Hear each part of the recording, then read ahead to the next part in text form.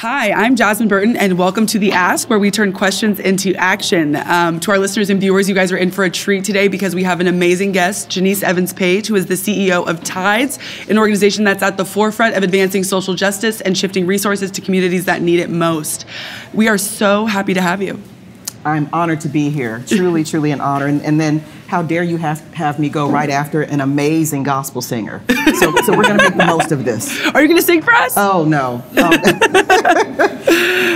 We are so happy to have you here. How was your travel getting into Chicago? Everything smooth? Everything was seamless, as you would want it to be. I travel a lot, so anytime I can sleep on a plane it's a good trip. Yeah, and you're coming all the way out here from San Francisco. From the Bay, absolutely. Yeah, we'd be remiss if we didn't say it. We'd be remiss if we didn't say it.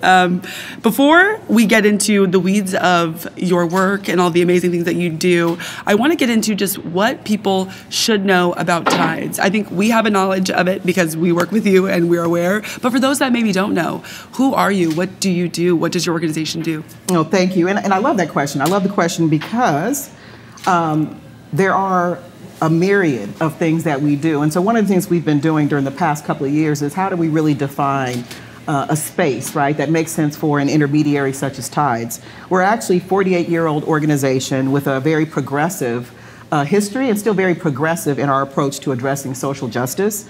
But our approach now is really to be mindful and intentional about racial justice. Again, we are about social justice, but also to be very intentional about racial justice. And so our new vision and mission and direction is really to look at shifting power and strengthening the power of proximate leaders who are really leading the change in their community. So that's a very intentional direction for Tides when you think about this moment, if you will.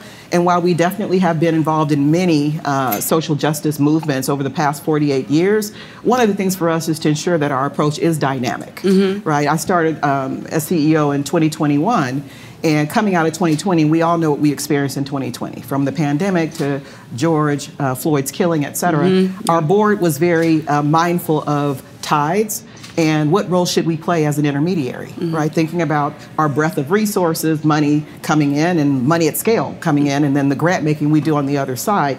But what really should be our theory of change coming out of the pandemic?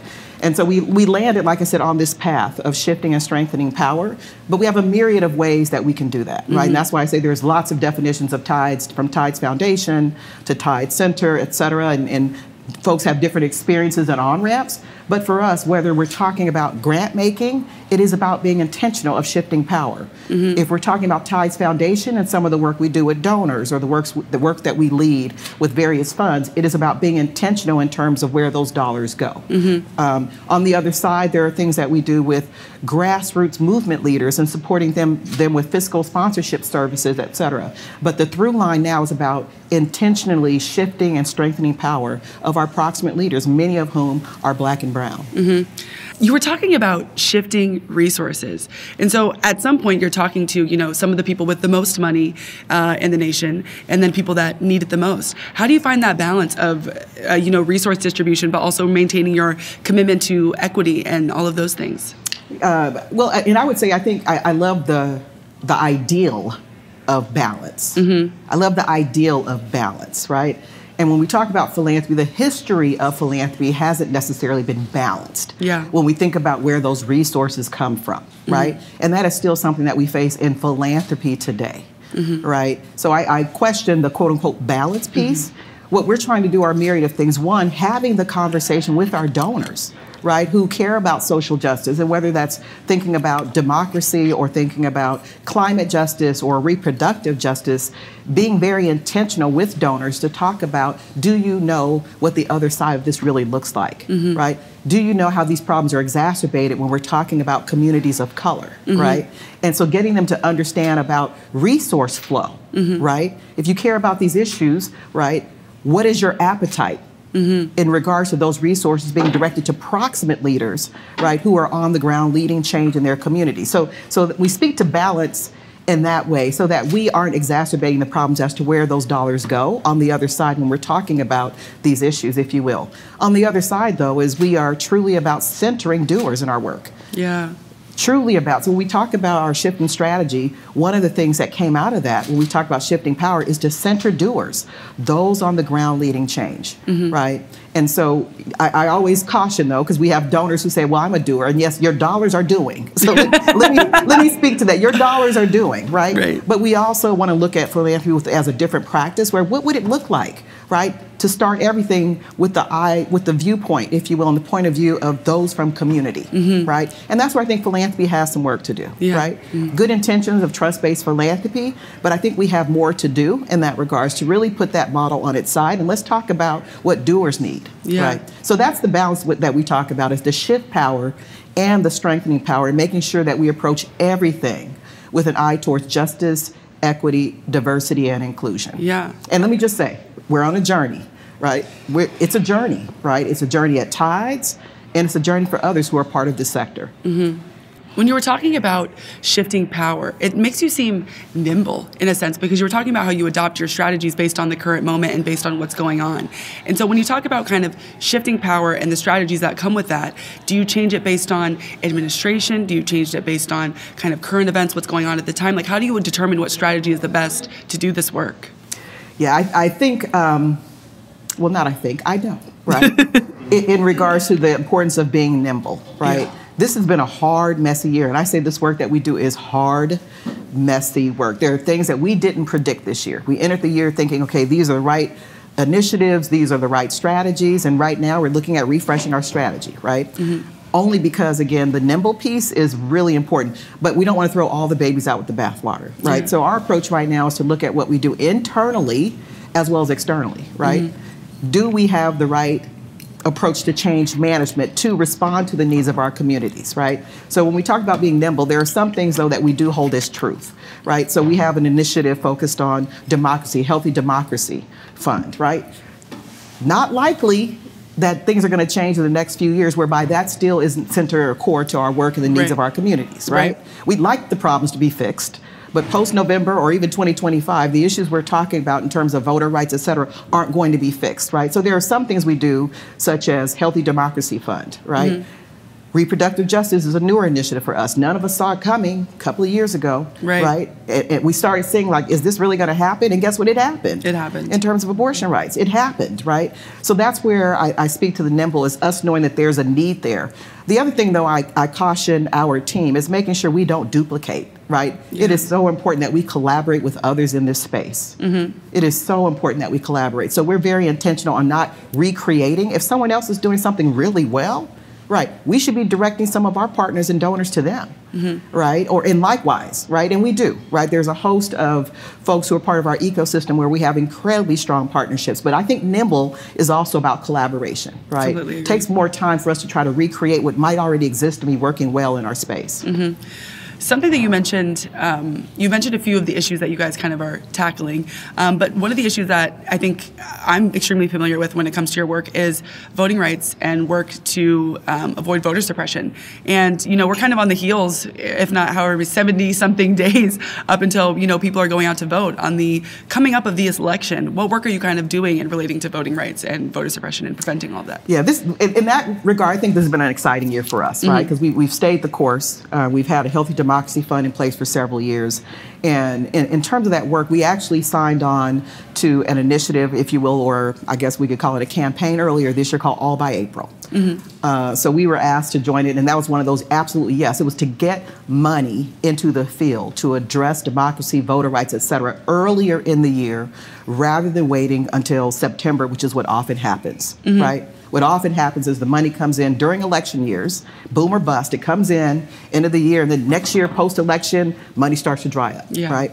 For us, it was important to be a part of All by April to get that money out there, right? Our folks that are in the swing states, our folks in the southern states hit the ground running this year, right? So that's an effort that we were a part of early this year and really seeing incredible results in that regards. We also had a commitment to move over $200 million this year into those type of issue areas, if you will, around democracy, voter rights, voter education, getting our young people out to vote. A lot of grassroots efforts are critically important this year, but it doesn't stop there, right? So to your point, those efforts right now are still underway. So I will say pedal to the metal from our team to continue having those conversations with existing donors, but new donors. And I want to speak to that in a minute as well. But also the thing we're preparing for is what happens after November. What happens after November? And so that's an important conversation we're already having, right, is what does this work look like after November, right? And that's where we have to do a better job educating our Black and brown communities in particular, right? This is not just about voting in November, right? This is an ongoing effort. Let's make sure we don't see another effort like Dobbs, right, in terms of Roe versus Wade. We have to ensure that we are equipping and resourcing folks on the ground so that we don't see something like that happen again. So we don't see this continued fight against DEI, so that we don't continue to see these attacks on race-based decisions in higher education, right? So that's where the work for us, yes, it's about getting folks to vote. Yes, it's about getting folks to understand how the political system works. But it's also getting people connected to know what this has to look like past November. I love that you brought up education because I think it is such a huge piece. I think there's information that has been systemically withheld from certain communities that makes them hesitant to be involved in the process just because they don't know what it is, what to fully expect. Another piece that I think is huge is sometimes being emotionally jaded. I think so much, even when we talk about, George Floyd's killing in 2020, having to see that video and then want to be involved, it can be so disheartening and emotionally exhausting. As someone that's kind of in the nuts and bolts of this work that sees these issues face on, how do you speak to voters that, maybe are just so tired? Right. I think, well, we know all of us have been tired, right? One of the things that we talk about, how do we speak to voters, is we got to meet them where they are, right? And what does that mean? I was just with some of our partners in Dallas, Texas a few months ago. We were talking about how we're going to get our Black and brown sisters and brothers out to vote, right? Well, one of the things we do, we don't lead with messaging talking about democracy, because democracy hasn't always, quote unquote, met them right where they are. At least their perception is it has not, right? But what we do is we talk about very local things that do matter, very local things that matter, right? So if you speak to them about, well, do you think you should vote? You'll get an answer, yes, right? So we start sometimes with very tactical things that matter to that family, to that individual today. Today, right? And so that's how we've been able, I don't want to say to relieve some of that angst, and weariness, but to speak to them about what matters to you and your family today. And that's been a great way to start pulling them in. Whereas we talk about the election, it is as much about local and state as it is federal, right? And getting them connected, right, to their own community, right? And then you have to lift, where we all need to do a better job, is to lift the narrative of what is working. Lift the narrative of what is working. We often, and myself included, are so quick to get to what's broken and what's not working, but sometimes we have to show them highlights of what's happening in their community, and did you know how this happened and why?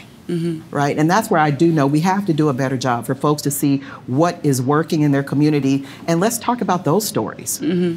I mean, you're hitting all of the points: messaging, narrative, and storytelling. I think that's huge. And another piece of that is, I think, the information coming from a trusted messenger. I think why you're so successful in your work is because you're trusted, your track record is demonstrated. I think that's so important, especially when you're trying to get people out to vote. Exactly. Well, and for many of us, myself as a Black woman CEO of Tides, I don't have to go very far in order for these truths to be real. I can go talk to family members. Right. So when we talk about who votes, who doesn't vote, incarceration, what impact that has, and not being able to vote, I don't have to go very far to have those conversations with folks. Right. So when we talk about narrative, when we talk about trust, you know what I mean? For me, this stuff is very real. I don't work. Right. This is part of my actual mission. I love that. And something you mentioned earlier that I do want to give you space and time for, you were talking about building relationships with the new and existing donors. Do you want to go into that a little more? I want us to also be excited about the work that's happening on the ground, as we were talking before. And I want us to be educated, right? So a lot of our folks don't know how these systems and these structures work, right? And so one of the things that we're in partnership with others to talk about is a Black giving pledge, right? Is how do we speak to existing and potential Black donors differently, right? In terms of understanding the structures, right? The political structures, the economic structures, right? We know that as a people, we are extremely generous with our resources and giving, starting with our churches, starting with our families, et cetera, right? Man, when we just align all those resources in regards to other system change opportunities, So I get really excited about the opportunity to educate. This is system change. It is. It really is. And before I get into my last question, I do want to ask you, what else, does Tides have on the docket right now? What maybe did I not ask that you wanted to bring up, that you want listeners and viewers to know about, that you guys are involved in, that you have coming up? I'm sure my team would have a list of 100 things they would like me to share. I think the thing for us, and speaking to the journey that we're on, and I do emphasize journey, is one of the things that we were told as we were embarking on this new strategic direction is to tell our story while we're on the journey, right? And I say that because guess what? Everything is not perfect every day, right? And so it's important when we talk about this hard, messy work of shifting and strengthening power that we also talk about what's not working, right? Instead of trying to get to the destination and just tell the highs, no, we need to talk about some of the lows, right? Some of the experiences that I've had as a Black woman leader of this organization, we need to tell some of those stories. Yes. But what I will speak to, though, is regardless, right, is I think it's important for us to act. And so when I think about just Tides and the love that I have for the people there, one of the messages is what role can we play to get folks to act? Whether you want to act as a donor, and it's the Black Giving Pledge, or whether it's the existing work that we're doing with countless committed donors, looking at our Healthy Democracy Fund, and which I've mentioned several times, and other work that we're doing, getting people to act. And on the other side, our doers need us. Yeah. There's a great example a couple of weeks ago is one of our partners, who's a dear friend of mine in Dallas, reached out to us and said, how can I support some of your grassroots leaders here, right? In this case, it wasn't about money. It was like, how do I link my brand? She has a successful coffee brand. How do I link my brand, right, with folks here in Dallas to get them to vote, right? Real creative, right, whether that's in a grocery store space. But our role right now, and what I ask of folks joining in for the podcast, is to act. And whether it's us Tides leading you to that, right, or whether it's someone else who's in our ecosystem, we just need everyone to get off the sidelines right now. And you already, of course, you're amazing, and so I'm not surprised that you did this, but you already kind of answered my last question. I think something that makes this podcast unique is we love to end with an ask. I think so many times when people listen to the news or listen to things, it's just they're bombarded with information about what's going wrong or what's going right, but no one's telling them what they can do to get involved. And so you already kind of answered this, but as my last question, what can people do to get involved? What is your ask for our listeners and our viewers? Yeah, I mentioned acting, of course, but I want folks to also be informed. I want folks to be informed, right? And again, I'm leading a 501c3, and I'm on the board of our sister organization of 501c4, so I know what I can and can't say, but I just want folks to be informed throughout this political season and beyond. That's amazing. I think that's the perfect conclusion to our episode today. And I would like our listeners to know we don't get a lot of amazing speakers that also dress as amazing as Janice right here. So you guys are really in for a treat because this is nice to watch. Well, likewise. I'll tell you the sneaker game is hot. So. I wore my best ones for you. Thank you guys for joining. Tune into our next episode.